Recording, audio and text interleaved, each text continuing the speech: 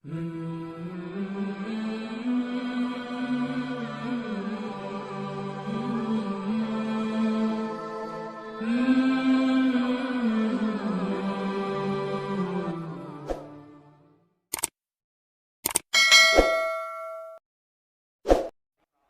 किसी ने हमें तहरीर भेजी थी, गरीब और मिस्कीन की बकरीद कैसे होती है। वो इंतजार करते रहते हैं कि पड़ोसी का गोश्त आ जाए। दिन भर इंतजार किया। एक साहब ने, छोटी छोटी बच्चियां पूछने लगी कि गोश्त आएगा या नहीं आएगा। बाप हलाल रोजी कमाने वाला गरीब, उसने कहा कि आ जाएगा, इंतजार करो। शाम हो गई, किसी की तरफ से नहीं आया।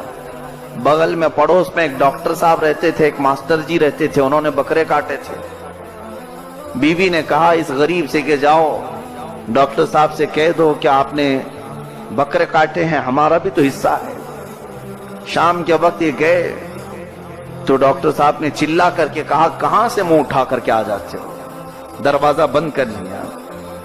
वो दबे कदमों वापस आया। क्या कहूं बच्चियों को कि सुबह से इंतजार कर रही है कि आज ईद है, बकरीद है, गोश्त मिल जाए कहीं से।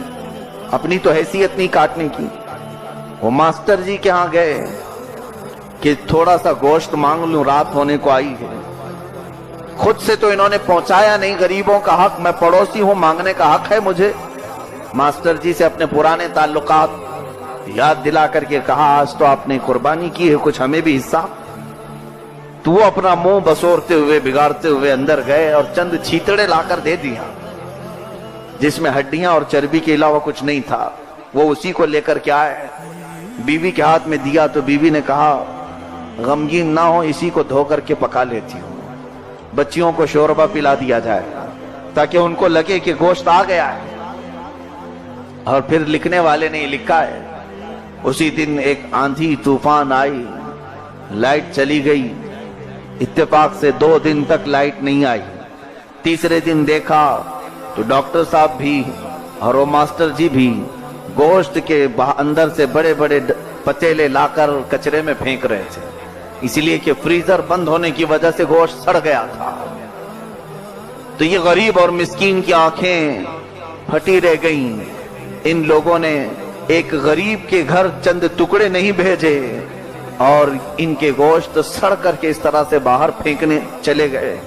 हाँ, ये और बात है कि कुछ गुरबा और मसाकीन को भी अगर गोश्त मिल जाता है तो पड़ोस में पहुंचाने की कोशिश करते हैं। अजीजा ने गिरामी, मैंने ये जो वाकया अर्ज किया है, मैं समझता हूं कि मुसलमान का ये हाल नहीं हो सकता। मुसलमान वो है जिसको रसूलुल्लाह सल्लल्लाहु अलैहि वसल्लम ने ऐसे परवरिश की थी। हजरत अबू तलहा अंसारी फरमाते हैं मेरे घर में गोश्त का एक टुकड़ा, भुनी हुई बकरी का एक सिरा आया था। रात के वक्त हम भूखे थे, मैं और मेरी बीवी और मेरे बच्चे थे। बीवी ने कहा हम खा तो लेंगे, लेकिन मुझे ऐसा लगता है हमारे पड़ोसियों ने गोश्त कई दिन से नहीं खाया है। हजरत अबू तलहा कहते हैं दिल पर पत्थर रखकर हमने पड़ोसियों को दे दिया कि चलो फिर कभी हमें गोश्त मिल जाए, उनका पहले ख्याल करें। पड़ोसी को हजरत अबू तलहा ने गोश्त भिजवा दिया।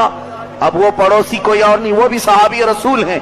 घर में गोश्त आया, उन्होंने ये कहा कि हमें तोहफे में आया है, क्या हक बनता है कि हम ही पूरा चाट जाएं। अपने पड़ोसी का ख्याल करते हैं। उन्होंने अपने बगल वाले को भेजा, यहां तक कि हजरत अबू तलहा कहते हैं आधी रात गुजरी तो वो गोश्त घूमते घूमते फिर हमारे घर आ गया। मदीने के कई घरों में गया वो गोश्त, हर किसी ने अपने पड़ोसी का ख्याल किया और वो वापस हजरत अबू तलहा के यहाँ आया।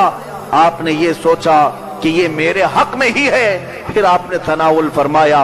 वो मुआशरा मेरे आका ने पैदा फरमाया था, वो इत्तिहाद था जिसमें अल्लाह के नबी सल्लल्लाहु अलैहि वसल्लम ने एक दूसरे का दर्द हमें सिखाया था। और हुजूर अकरम सल्लल्लाहु अलैहि वसल्लम ने फरमाया मसलुल मुमिनी का मसली जसदिन इज़ा इश्तका अद्वन तुदा लहु साइरुल जसद बिस्सहरी वल हुम्मा।